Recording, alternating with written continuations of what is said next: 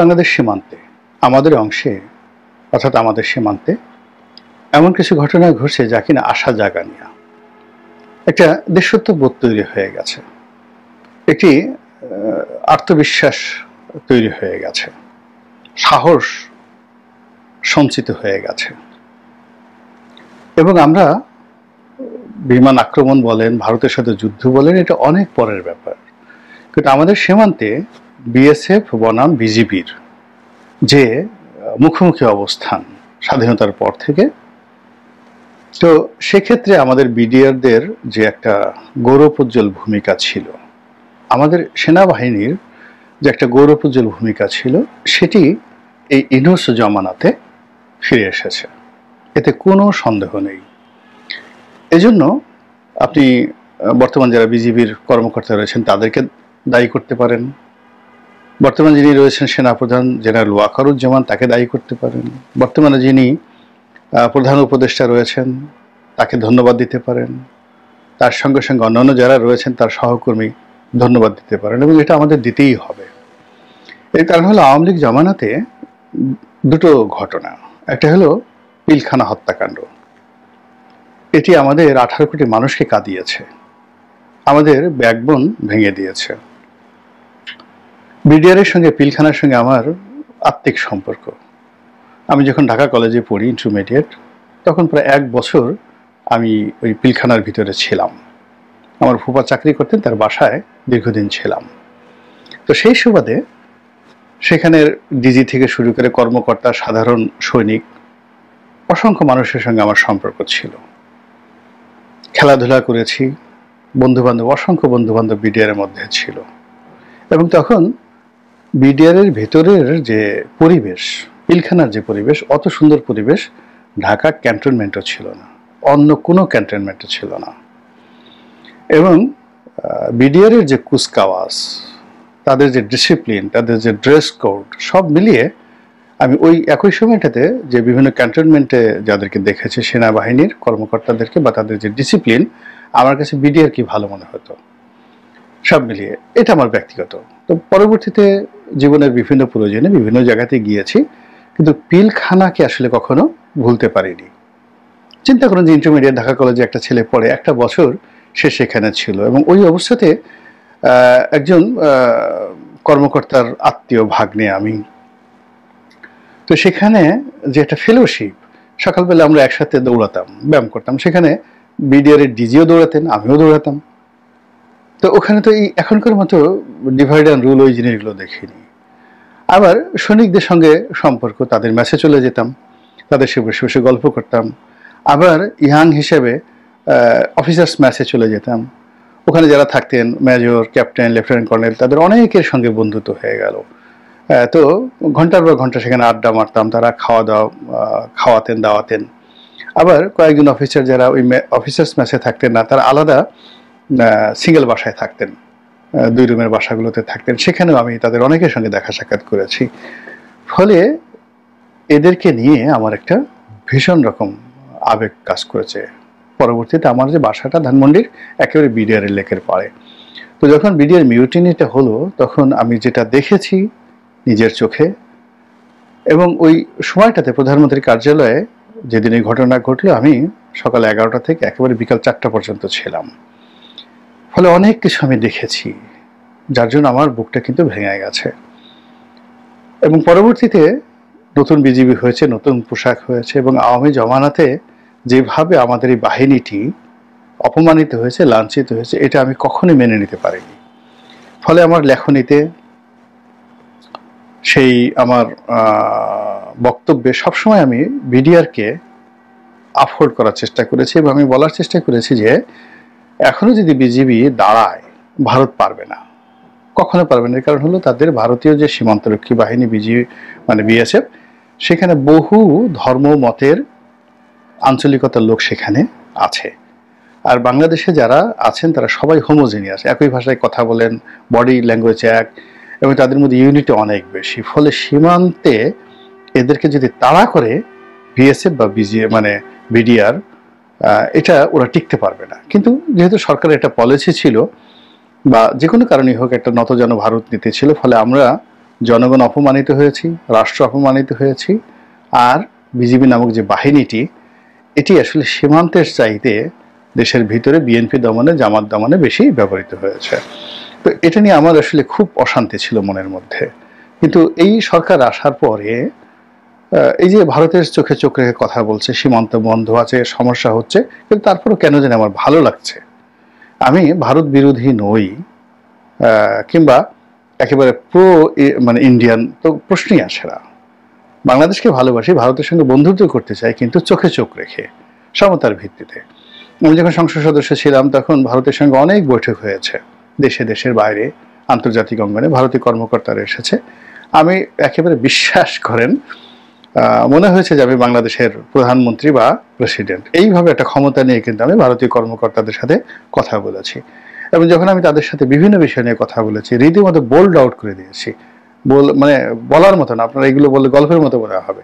আমি WS এর মিটিংয়ে তাদের সঙ্গে একসাথে, ভারতের যে স্বাস্থ্যমন্ত্রী, পাশাপাশি আমরা একসাথে বৈঠক করেছি, সব মিলিয়ে। মানে দেখেছি যে আসলে আমরা যদি একটু লেখাপড়া করি, একটু প্রস্তুতি নেই, একটু ব্যক্তিত্ব রাখি, হীনমন্যতে না ভুগি, তাহলে ভারত আমাদের সঙ্গে আসলে পারে না। বাংলাদেশে যারা, যখন এমপি ছিলাম, দূতাবাসে যারা কর্মকর্তা ছিলেন বা পররাষ্ট্র মন্ত্রণালয়ে যারা আসতেন, যে সকল রাষ্ট্রীয় বৈঠকগুলো হতো, এমনকি সোনিয়া গান্ধী যখন এলেন, খুব কাছাকাছি তাদের সঙ্গে দেখা সাক্ষাৎ, কথাবার্তা বলার সুযোগ হয়েছে পার্লামেন্টে। তা আমার কাছে কখনই মনে হয়নি, হীনমন্য মনে হয়নি, কখনই কোনো অবস্থাতে মনে হয়নি। কিন্তু কেন আওয়ামী লীগের লোকজন নিজেদেরকে হীনমন্য মনে করেছে, বিসর্জন দিয়েছে আত্মমর্যাদা, আর এত বড় একটা বাহিনীকে তাদের পদলেহন করার জন্য লেলিয়ে দিয়েছে বা বাধ্য করেছে, আমি এটা বলতে পারবো না। কিন্তু এই সময়টিতে এসে তারা ঘুরে দাঁড়িয়েছে।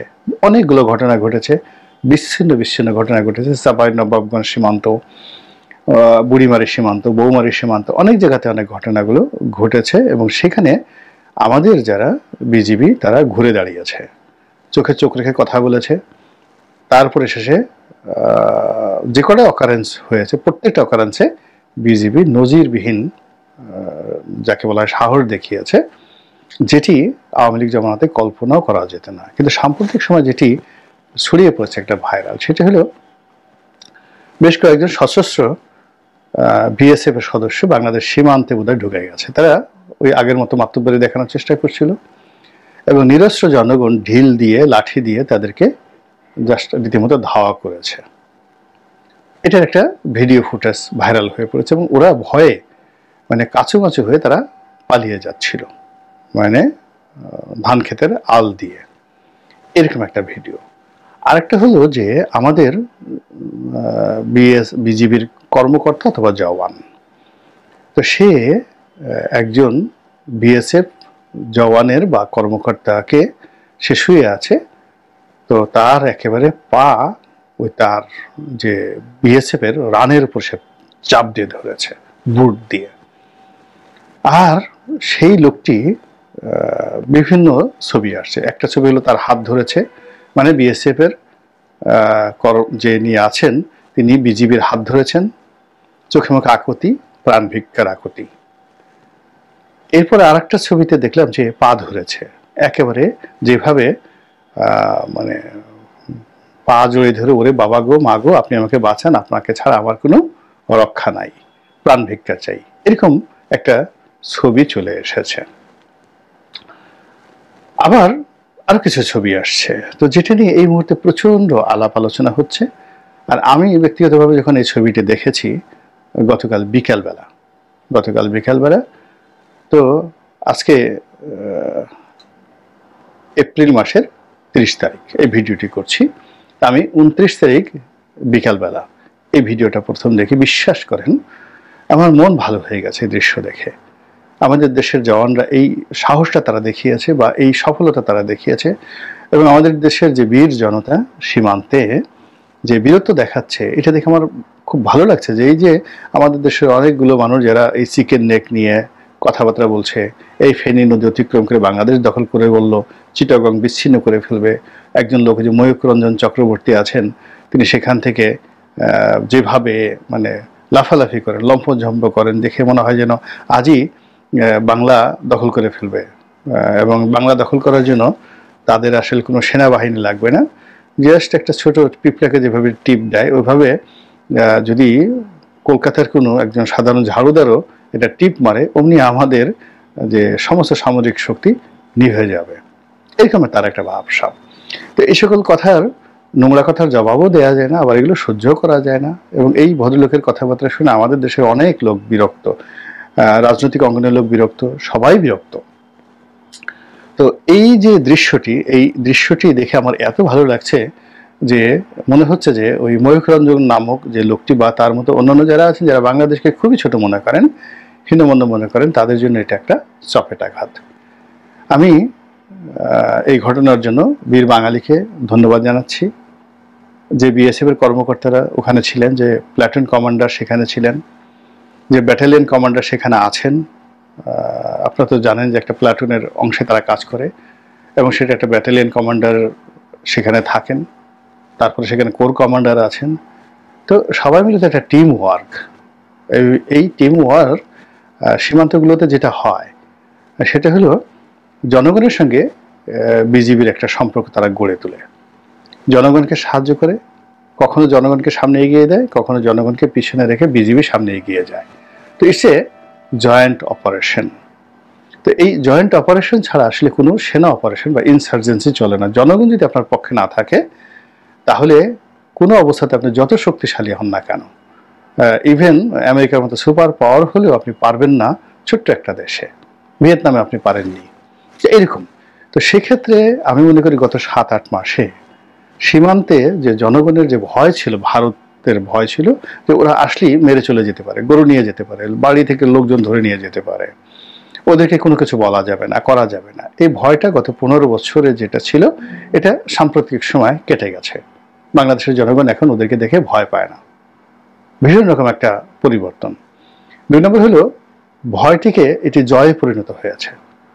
অর্থাৎ এই যে বিএসএফ এর সশস্ত্র লোক, অর্থাৎ তারা যে কজন লোক আমি দেখলাম, হাইয়েস্ট 50 থেকে 60 জন লোক, এবং ওরা 10-12 জন ছিল।